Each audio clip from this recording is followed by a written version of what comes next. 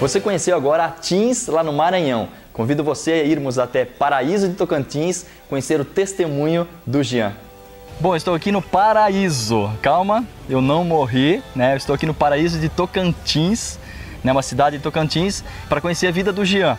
Né? O Jean tem uma história de vida que é relacionado ao pai dele. Ele teve uma rejeição paterna, né, muito grande na vida dele, como muitas pessoas já tiveram. E realmente existiu essa rejeição paterna na tua vida?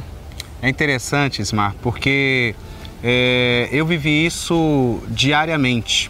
Porque eu vim de uma família bem financeiramente, bem interessante, porque o meu pai, na década de 80, ele se mudou para Brasília e ele ganhou muito dinheiro ali em Brasília porque ele vendia materiais de construção. Só que dentro desse contexto nós começamos a viver uma tragédia, no sentido que meu pai ele veio de um lar disfuncional e ele vivia isso porque a minha mãe já era o quarto relacionamento oficial dele. Nossa. Então nós tivemos 12 irmãos oficiais. Ah, calma aí, como assim oficiais? Oficiais, porque eram aqueles que eram conhecidos. Mas a gente, com o passar dos anos, nós ficamos sabendo que tinha mais 4. E com quantos anos você descobriu que seu pai realmente não era o seu pai biológico? Foi aos 12 anos. Aconteceu de uma forma assim interessante, porque houve um dia, como eu disse, que ele era muito agressivo, ele sempre tinha a questão mesmo de corrigir, de bater, de falar palavras, de tirar a estima da gente mesmo. E um dia ele foi muito severo na correção e minha mãe entrou no meio e aí falou junto com ele ali, falou assim, ó, por que você bate nele com tanta força, com tanto vigor, né? É porque você não é o pai dele? Então foi dentro de uma situação de correção. Naquele momento que eu descobri que ele não era meu pai e a partir daquele momento eu comecei a entender por que vinham as agressões, por que meus irmãos, né, mais novos não apanhavam como eu apanhava, porque eles ganhavam algumas coisas que eu não ganhava. E aquilo começou a gerar uma revolta no meu coração e foi onde que tudo caminhou, né? E foi com 12 anos também que seu pai, você comentou que teu pai com 12 anos, ele simplesmente não queria mais que os filhos dele morassem junto com ele, alguma coisa assim? Ele tinha um pensamento que a gente não sabe de onde veio, que para ele, filho, homem, com 12 anos tinha que sair de casa, tinha que aprender a viver, ser homem.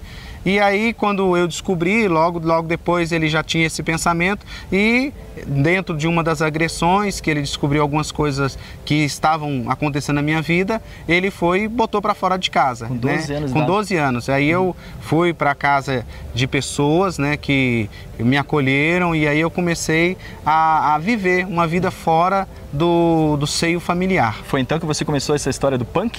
Isso, a partir desse momento, quando vem a rejeição, quando vem toda essa situação, eu comecei a encontrar algo que eu não tinha dentro de casa, que era uma compreensão, que era amizade, o relacionamento, e eu encontrei uma turma de punks, né? Um pessoal que gostava da noite, gostava... Era punk mesmo, cabeludão e tal? Cabeludão, com brinco, roupa rasgada, e é interessante assim que a figura como que muda, né? De querer atrair atenção, porque o pessoal diz que é um estilo, mas no meu contexto não era um estilo, era realmente um grito de um vazio que havia dentro de mim. E como eu vivia em Brasília, então era a época dos anos 80, onde que tinha o Legião Urbana, Capital Inicial, Plebe Ruth, Ratos de Porão, era o auge do Metallica, do Kiss. Chegou a entrar em drogas, alguma coisa assim também, não? Todo tipo de droga da época, né? Então, dentro o meio faz a pessoa e como a nossa turma era uma turma de pessoas que estavam vivendo isso na pele, né, à noite, vivendo rock, vivendo toda aquela nostalgia de uma falsa liberdade, aí eu comecei a experimentar. Comecei primeiro a beber, bebia, depois veio o lança-perfume, depois veio a benzina, depois veio a cola, aí veio a maconha, depois veio a cocaína e outros tipos de drogas que tinham na época. E algo interessante que às vezes a pessoa acha que quem se droga é só o vagabundo.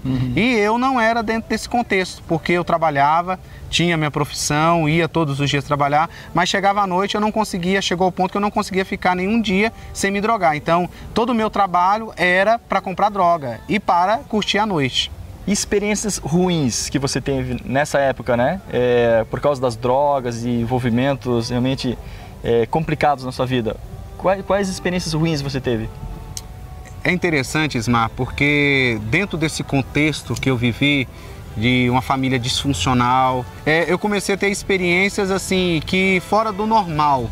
Tipo, eu estava num determinado lugar, estava fumando uma maconha, vinha um diabo, uma figura sobrenatural, e sentava do meu lado para fumar maconha junto comigo. Se materializava do teu lado? Se materializava do meu lado, é interessante. Talvez você está me assistindo agora, você sabe que isso é possível, né? Então o diabo ele se materializava e fumava maconha comigo ali, e aí chegou ao ponto que eu entrei num trauma tão grande, mas tão grande, que eu não conseguia mais dormir. Eu não conseguia mais fechar os olhos, eu fiquei assim, paranoico mesmo, porque tudo me perturbava. Se eu fechava os olhos, eu via uma caveira. Se eu dormia, eu sonhava cair no abismo. Se eu estava com os amigos assim, eu via alguém passando, ou eu sentia uma presença que me trazia tristeza. Perturbado então, mesmo, né? Totalmente perturbado, né? Eu entrei por um processo que, mesmo sem estar usando drogas, mesmo sem estar em qualquer contexto, eu estava totalmente assim, fora do normal. E quando isso mudou na sua vida? Quando que Jesus realmente entrou na sua vida e mudou a sua história? Ismar, foi de uma forma bem interessante, porque eu não gostava de crente, sabe? A primeira vez que eu fui numa igreja foi para bater no pastor da igreja, porque meu irmão mais novo, ele entrou nessa onda de crente, ele foi para a igreja e eu estava perdendo um colega de farra. Então eu fui lá com esse desejo, mas chegando lá, houve situações, nada aconteceu nesse sentido.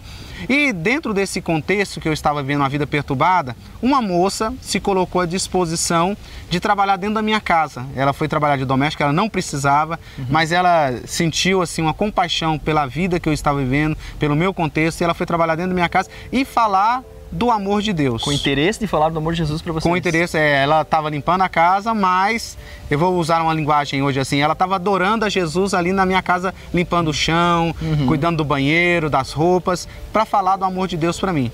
E muitas conversas ela vinha falar, não, porque Deus te ama. Eu falava, não, mas nada. E esses crentes é tudo isso, crente só quer dinheiro, crente só é alucinado, crente não tem nada, isso aí não existe. Eu falava para ela, isso não existe, né? E ela ficou ali dentro da nossa casa trabalhando, falando do amor de Deus, falando do amor de Deus, falando que eu era importante, falando sobre o que poderia acontecer na minha vida, mas eu não dava muita atenção, né? Até que um dia eu estava à tarde, eu deitei para descansar, eu tinha chegado do trabalho e entrou uma sombra escura que eu já conhecia, que era o diabo.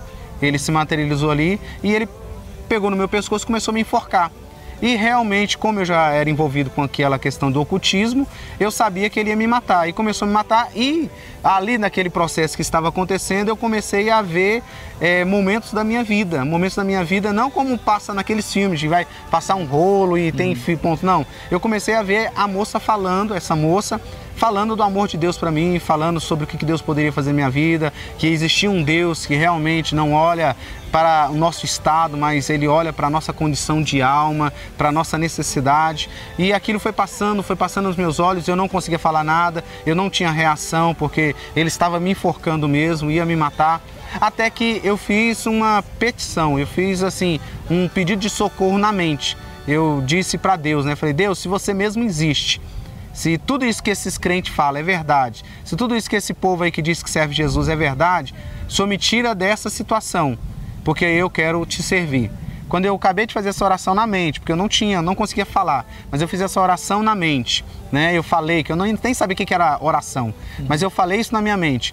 Aquela moça entrou no quarto e aquele demônio que estava ali, ele saiu daquele quarto. A moça olhou para mim, eu estava sem cor, né? Eu estava sem respiração, estava ofegante. Ela, o que foi? O senhor está passando mal? Eu falei, me deixa. Eu era meio ignorante, né? Eu falei assim, me deixa quieto, porque eu sei o que está acontecendo.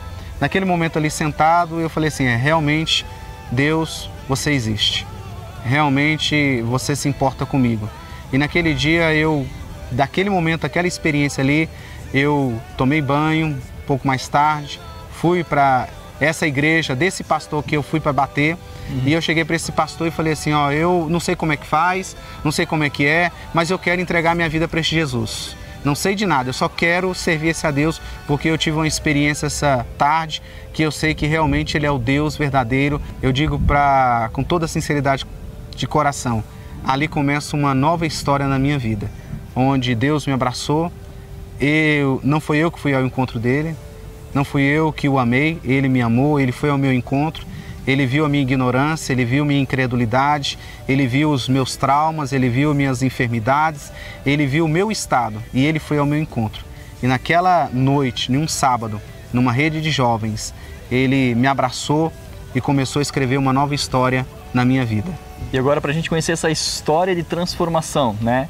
Afinal de contas, em quem Jesus Cristo te transformou? Eu acho que o ponto mais importante, Ismar, é que ele me transformou num filho. Porque o meu relacionamento com meu pai foi restaurado. Um dia, quando Jesus entrou na minha vida, ele falou a respeito do meu relacionamento com meu pai. E eu um dia cheguei da igreja de manhã, sentei na beira da cama do meu pai. Meu pai nessa época era vivo ainda, né? E eu sentei ali e falei assim: pai, eu não estou aqui para jogar a culpa no Senhor. Não estou falando que eu sou o culpado, que o Senhor é o culpado. Eu estou aqui para pedir desculpa, para pedir perdão, porque muitas vezes eu desejei te matar, muitas vezes eu desejei que você morresse, mas tudo era fruto de feridas. E eu estou aqui hoje para o Senhor me perdoar. Naquele dia Deus restaurou a história minha com meu pai. Nós, até quando ele viveu, nós nos tornamos grandes amigos, ele restaurou a figura paterna. E dessa caminhada nós nos tornamos pastor de uma igreja. Hoje eu sou pastor aqui no Tocantins, da cidade de Paraíso, né, Tocantins, e cuidamos de vidas. Temos uma casa Menina dos Olhos de Deus que também trabalha na restauração da figura familiar, de restaurar essa história que o inimigo tanto destrói. Hoje nós cuidamos de drogados também, aconselhamos vários. É interessante também, Esmar, sobre esse processo de Deus para nos restaurar, que como eu fui ferido na minha paternidade, na criação, porque isso é um ciclo, o meu pai foi ferido pelo pai dele, o pai dele foi ferido e assim por diante, Deus ele realmente faz a coisa direito.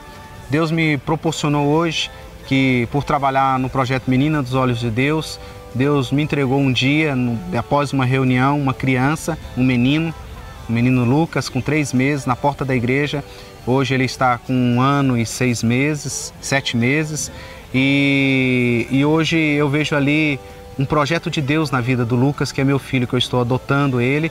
Já estou na fase final de adoção.